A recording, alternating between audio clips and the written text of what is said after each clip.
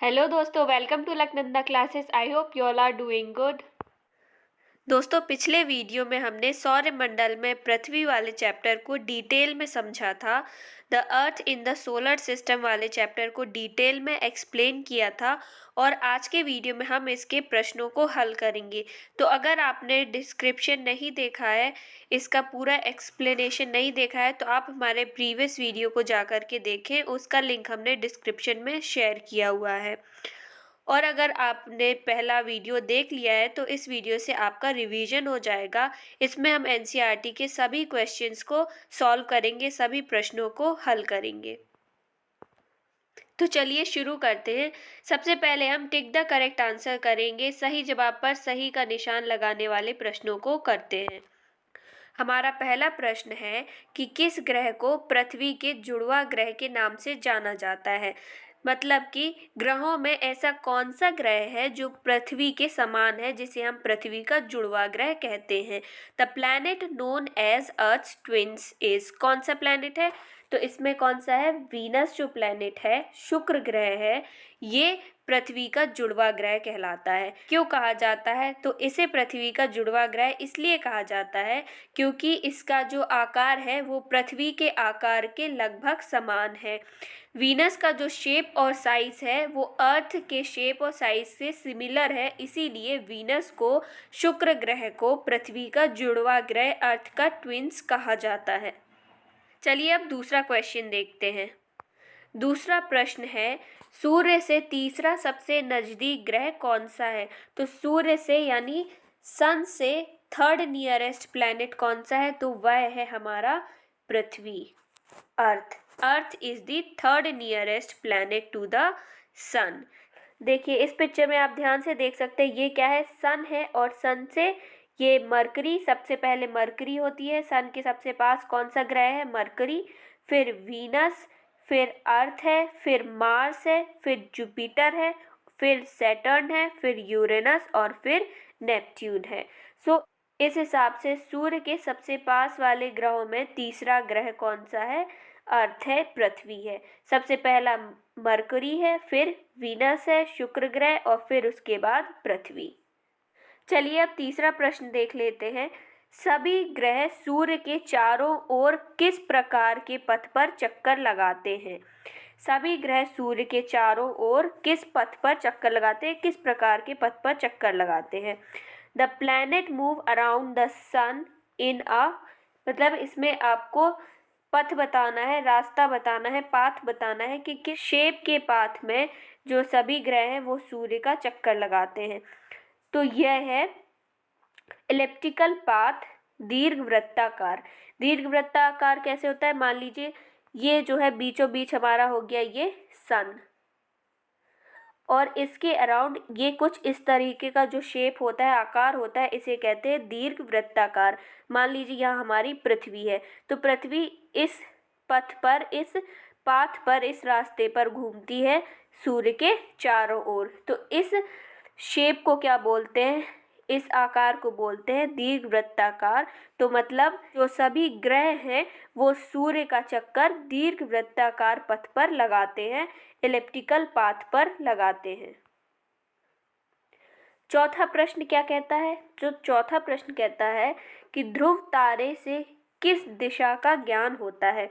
ध्रुव तारा यानी कि pole star indicates the direction to the, तो पोल स्टार जो है वो कौन सा डायरेक्शन इंडिकेट करता है? ध्रुव तारे से किस दिशा का ज्ञान होता है? तो वह है उत्तर दिशा का, नॉर्थ का। तो ध्रुव तारा हमेशा नॉर्थ की तरफ होता है, इसीलिए जिस जिस दिशा में ध्रुव तारा होता है वह क्या है? नॉर्थ है, उत्तर दिशा है। हमारा पांचवा प्रश्न है कि शुद्ध ग्रह किन कक्षाओं के बीच में पाए जाते हैं? किन ग्रहों की कक्षाओं के बीच में पाए जाते हैं? तो देखिए asteroids are found between the orbits. किन ग्रहों के किन प्लैनेट्स के बीच में पाए जाते हैं? किन प्लैनेट्स के ऑर्बिट पे एस्टेरॉइड्स पाए जाते हैं, शुद्ध ग्रह पाए जाते हैं? तो सबसे पहले तो कि एस्टेरॉइड्स होते क्या हैं? एस्टेरॉइड्स जैसे कि अन्य ग्रह होते हैं जो सूर्य के चारों तरफ चक्कर लगाते हैं, वैसे ही कुछ और छोटे छोटे पदार्थ होते हैं, छोटे छोटे पार्टिकल्स होते हैं, वो भी सूर्य के चारों ओर चक्कर लगाते हैं, लेकिन वो ग्रह या तारे नहीं होते हैं। उन्हें क्या कहते हैं? शुद्ध ग्रह या एस्टेरॉइड्स कहा जाता है। तो ये जो है शुद्ध ग्रह और एस्टेरॉइड्स हैं, मार्स और जुपिटर के ऑर्बिट के बीचों बीच पाए जाते हैं। मंगल और बृहस्पति ग्रह के बीच की जो कक्षाएं हैं उनमें पाए जाते हैं। चलिए, तो अब हम फिल इन द ब्लैंक्स यानी खाली स्थान वाले प्रश्न को सॉल्व करते हैं, हल करते हैं। तो पहला खाली स्थान है, यहाँ पर खाली स्थान है जहाँ पर मैंने तारों लिखा हुआ है, ये उस जगह पे आएगा। खाली स्थान का एक समूह जो विभिन्न प्रतिरूपों का निर्माण करता है उसे खाली स्थान कहते हैं। तो क्या विभिन्न प्रतिरूपों का निर्माण करते हैं? तो तारे जो हैं वो विभिन्न प्रतिरूपों का निर्माण करते हैं और उस निर्माण को क्या कहते हैं? तारा मंडल कहते हैं। Group of stars forming various pattern is called a constellation. तो बहुत सारे स्टार्स का ग्रुप अलग अलग पैटर्न्स जो फॉर्म करते हैं उसे क्या कहते हैं? कॉन्स्टिलेशन कहते हैं। तो यहाँ पर ब्लैंक्स में फर्स्ट ब्लैंक में स्टार आएगा और सेकेंड में कॉन्स्टिलेशन आएगा। अब second fill in the blanks देख लेते हैं, दूसरा खाली स्थान देख लेते हैं। तो तारों की बहुत बड़ी प्रणाली को क्या कहा जाता है? यहाँ पर फिल इन द ब्लैंक्स था, खाली स्थान था। तो तारों की बहुत बड़ी प्रणाली को क्या कहा जाता है? आकाश गंगा कहा जाता है। Huge system of stars are called galaxy. So बहुत सारे स्टार्स का मिलकर के जो एक सिस्टम होता है, ग्रुप होता है, उसे क्या कहते हैं? बहुत सारे तारों का एक जो बड़ा सा समूह होता है उसे क्या कहते हैं? आकाश गंगा कहते हैं, गैलेक्सी कहते हैं। तीसरा है पृथ्वी के सबसे करीब है। तो पृथ्वी के सबसे करीब कौन सा ग्रह है? वह है चंद्रमा।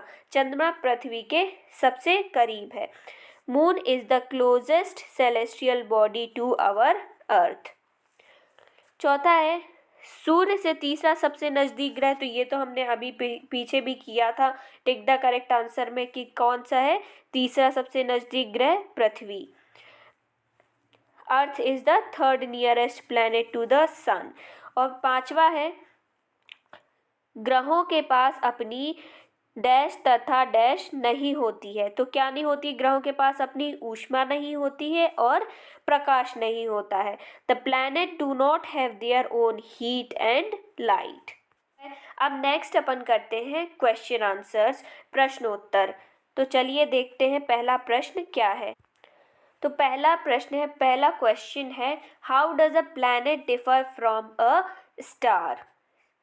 ग्रह और तारों में क्या अंतर है, ये पूछा गया है हमें पहले प्रश्न में। तो ग्रह और तारों में क्या अंतर है? तो जो ग्रह होते हैं, ग्रह ऐसे खगोलीय पिंड होते हैं जिनके पास ना तो अपनी ऊर्जा होती है और ना ही प्रकाश होता है। सो कुछ खगोलीय पिंड के पास अपनी ऊर्जा और प्रकाश नहीं होती है, वे तारों के प्रकाश से प्रकाशित होते हैं।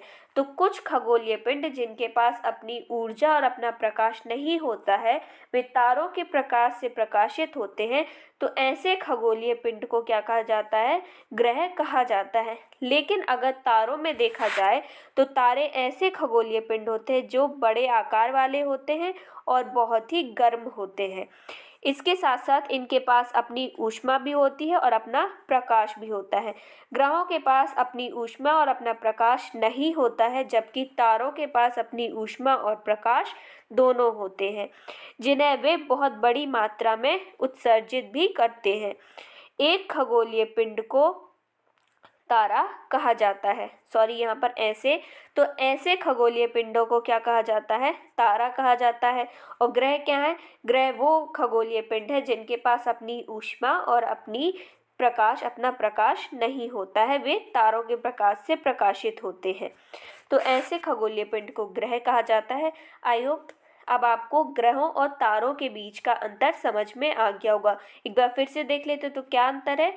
ग्रहों के पास अपनी ऊर्जा नहीं होती है, अपना प्रकाश नहीं होता है, और तारों के पास अपनी ऊष्मा भी होती है और प्रकाश भी होता है, ऊर्जा भी होती है और प्रकाश भी होता है। उदाहरण के लिए पृथ्वी, चंद्रमा और मंगल ग्रह क्या हैं?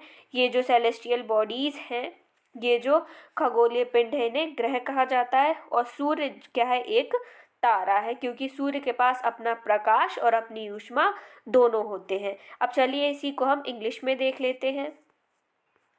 How does a planet differ from a star? एक प्लैनेट स्टार से कैसे डिफरेंट है?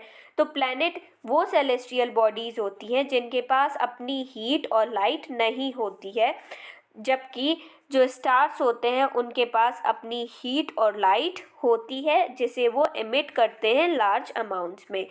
सो planets are those celestial bodies which do not have their own heat and light.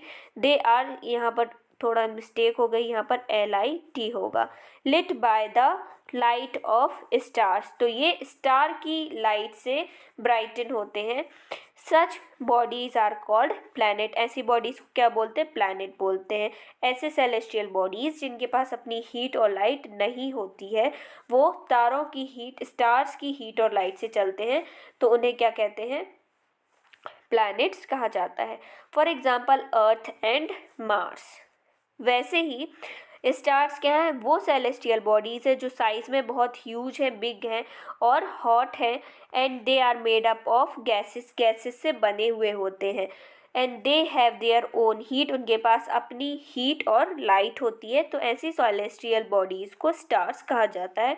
For example sun is a star. अगला प्रश्न है, सौरमंडल से आप क्या समझते हैं? तो सौरमंडल क्या है? सौरमंडल हर वो चीज़ है जो आपके इर्द गिर्द है, जैसे कि सूर्य और हमारे जो 8 ग्रह हैं, जो उपग्रह हैं, ये सब मिलकर के, सारे खगोलीय पिंड से मिलकर के सौरमंडल का निर्माण होता है। किससे? सूर्य, 8 ग्रह, उपग्रह, सारे खगोलीय पिंड, शुद्ध ग्रह सब मिलकर के सौरमंडल का निर्माण करते हैं, और इसे हम सौर परिवार के नाम से भी जानते हैं। इसे सौर परिवार भी नाम देते हैं। सूर्य सौरमंडल के मध्य में स्थित होता है। ग्रह अपनी एक निश्चित कक्षा में चक्कर लगाते हैं। उपग्रह ग्रहों की परिक्रमा करते हैं। फॉर एग्जाम्पल देखिए इसे हम समझते हैं। मान लीजिए ये सूर्य है। सूर्य क्या है? सूर्य सौरमंडल के बिल्कुल बीचों बीच में स्थित होता है, और ये हमारे ग्रह, इस कक्षा में ऐसी बहुत सारी कक्षाएं होंगी जिसमें अलग अलग ग्रह सूर्य का चक्कर लगा रहे होते हैं। और साथ ही में कुछ उपग्रह होते हैं। उपग्रह क्या होते हैं? उपग्रह वे ग्रह होते हैं जो किसी ग्रह का चक्कर लगाते हैं। किसका? जैसे मान लीजिए जो पृथ्वी है, पृथ्वी का उपग्रह क्या है? चंद्रमा। तो चंद्रमा पृथ्वी का चक्कर लगाता है, इसीलिए इसे पृथ्वी का उपग्रह माना जाता है। तब ग्रह वो जो सूर्य के चक्कर लगाते हैं, और उपग्रह वो जो किसी अन्य ग्रह के चक्कर लगाते हैं। What is meant by solar system? So solar system क्या है? सन, 8 planets and satellite and other celestial bodies जैसे कि मेटेरॉइड्स और एस्टेरॉइड्स, ये सब मिलकर के सोलर सिस्टम को फॉर्म करते हैं। Form the solar system. The sun, the 8 planets, satellite and other celestial bodies known as meteoroids and asteroid form the solar system। चलिए अब दूसरा क्वेश्चन देखते हैं।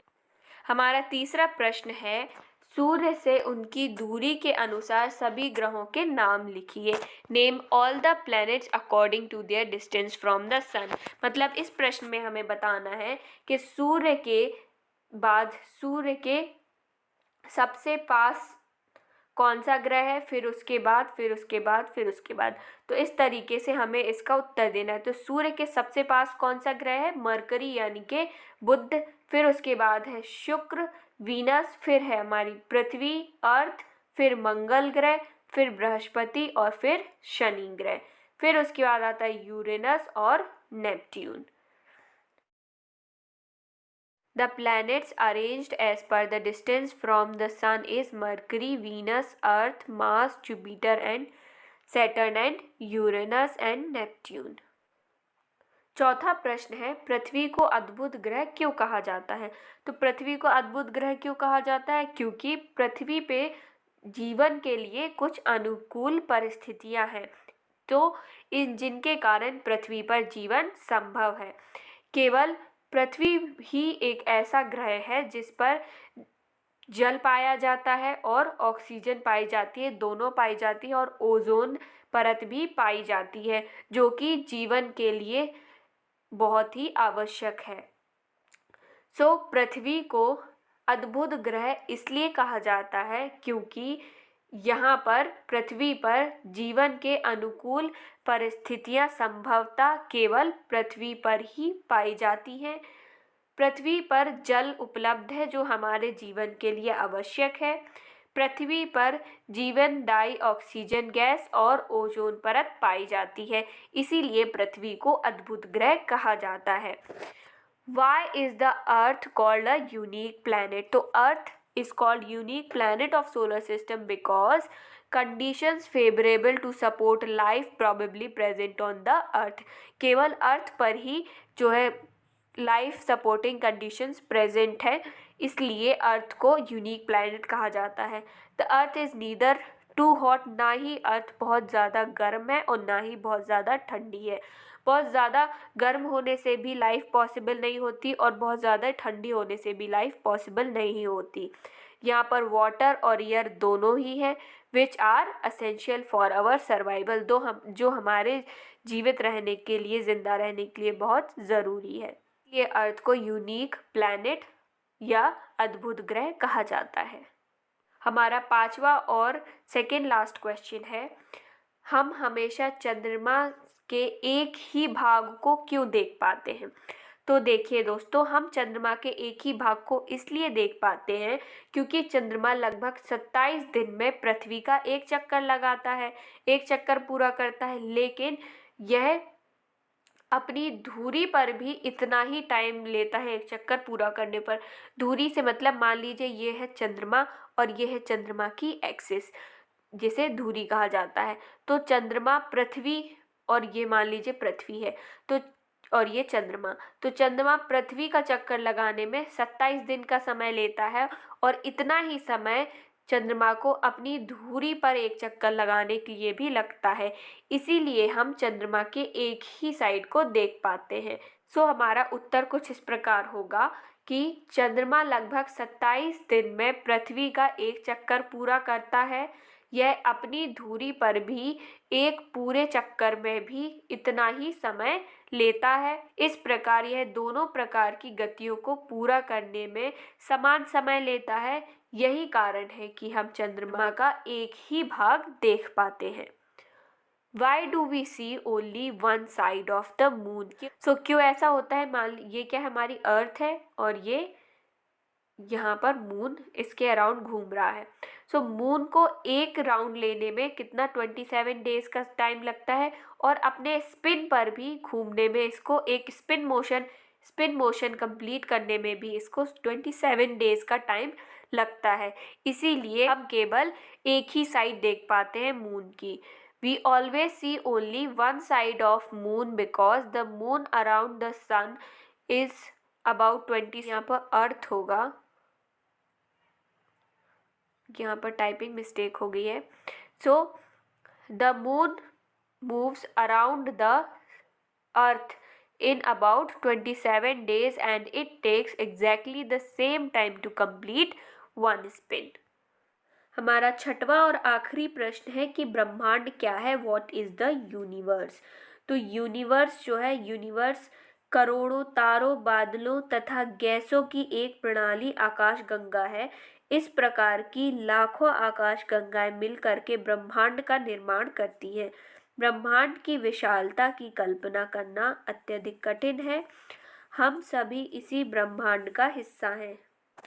Universe is everything we can touch, feel, sense, measure or detect. It includes living things, planet, stars, galaxy, dust, cloud, light and even time. Before the birth of universe, time, space and matter did not exist. तो universe ब्रह्मांड क्या है? ब्रह्मांड में हर वो चीज़ आती है जो कि एग्जिस्ट कर रही है, जिसे हम देख पा रहे हैं, टच कर पा रहे हैं, छू पा रहे हैं, सेंस कर पा रहे हैं, महसूस कर पा रहे हैं। हर वो चीज़, जैसे कि प्लैनेट हो गया, स्टार्स, तारों को हम देख पाते हैं, ग्रहों को हम देख पाते हैं, तारों को देख पाते हैं, आकाशगंगाओं को आकाशगंगा को तो नहीं, आकाशगंगाएं जो होती हैं, बादल, लाइट, टाइम, ये सब क्या है, ब्रह्मांड के अंतर्गत आता है।